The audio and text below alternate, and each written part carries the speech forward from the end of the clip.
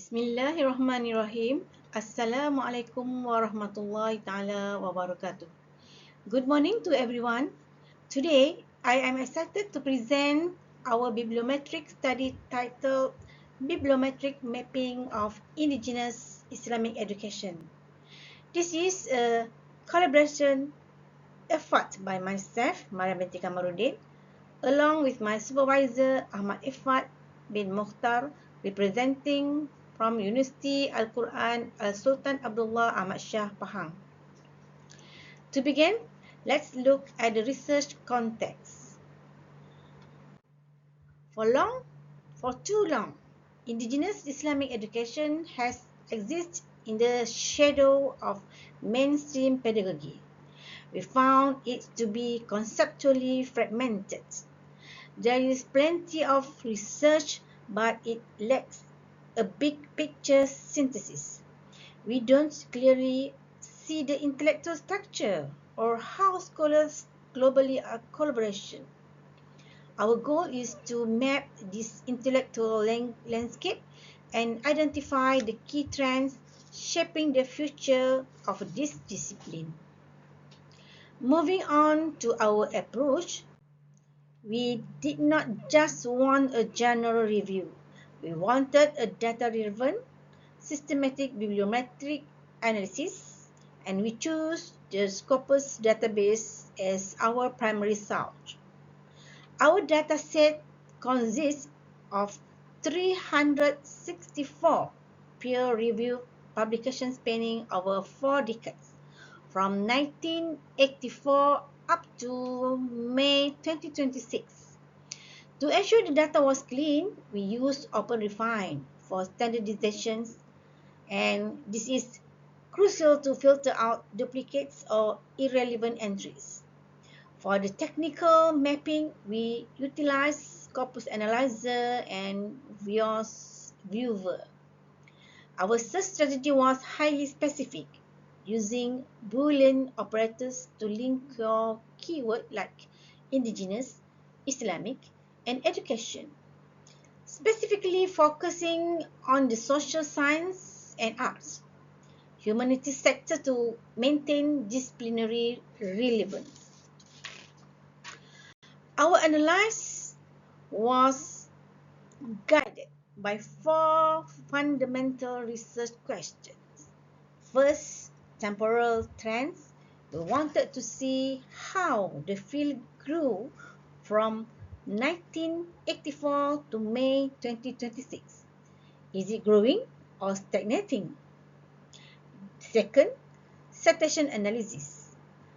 Who are the giants in this field? We look at the most highly cited articles to understand the intellectual foundations. The third, thematic structure. By using keyword co-occurrence, what are the actual topics being discussed? And finally, the fourth, collaboration network. Which countries are talking to each other? We wanted to see the co-authorship patterns on a global scale. Now, let's dive into the publication trends. And this is where it gets interesting. From 1984 through the early 2000s, the output was very sporadic, with only 1 to 3 publications per year. During this time, the research was fragmented. Scholars were working in isolation. However, between 2006 and 2015, we started to see a gradual increase.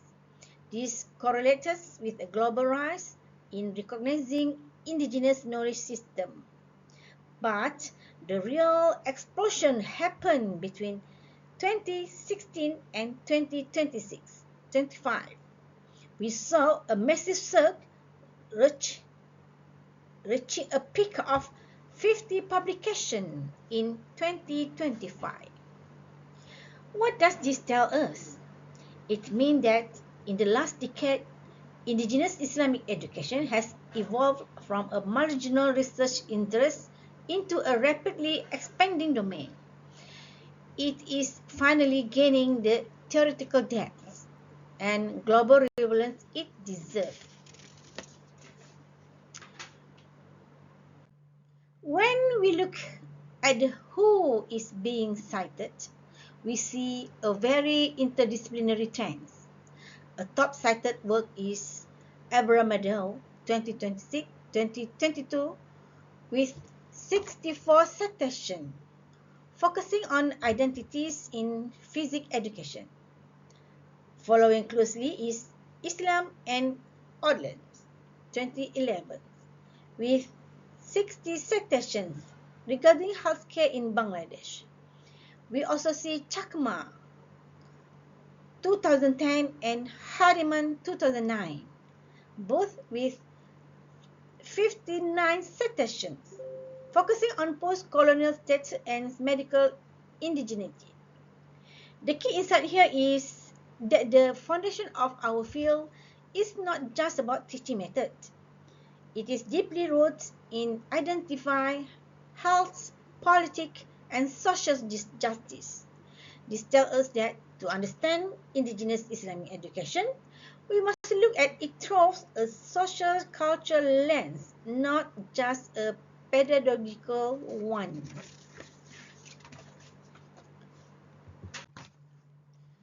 Next, let's look at the keyword co-occurrence. We found a core tribe, indigenous people, 33 occurrence, Islam 30, and education 25. This from the bedrock of the research. Surrounding these are themes like multiculturalism and colonialism, showing that the discourse is heavily influenced by critical theory and globalizations. In addition, keywords such as Islamic boarding school, madrasa, and traditional education indicate a strong institute and historical dimensions, particularly within localized education system in countries like Pakistan, Malaysia, Indonesia, and Ghana. Overall, the network structure justifies the argument that indigenous Islamic education is a multidisciplinary. Right, now let's look at the country collaboration network, which reveals a very specific global dynamic. Indonesia stands out as the most prolific contributor with 88 publications. They also have the highest collaboration rate with a total link strength of 16. Malaysia follows with 28 publications and total link strength of 15, playing a critical in connecting international network. In contrast, we look at the United States and the United Kingdom. The US has a massive citation count of 912, showing high influence despite having a lower volume of names publications. The UK, with 587 citations, demonstrated a strong research infrastructure and high global visibility. This shows a north-south divide. While Southern Asia is producing the highest volume of research, Western nations like the US and UK still hold the most significant influence in terms of how that research is cited and utilized.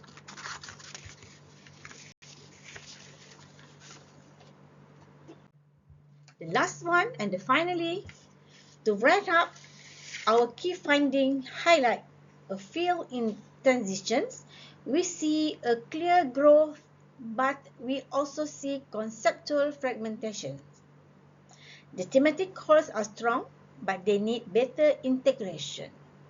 Our conclusion is that while the domain is evolving, there are still collaboration gaps, specifically production versus citation, imbalance between Southeast Asia and the West.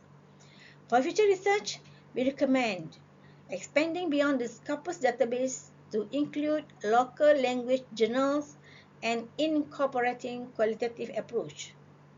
Ultimately, indigenous Islamic education is a vital, multidisciplinary domain, and to strengthen its academic foundation, we must move towards greater theoretical integration and even stronger global collaboration. Thank you for your time. Keep learning and see you next time. Assalamualaikum warahmatullahi taala wabarakatuh.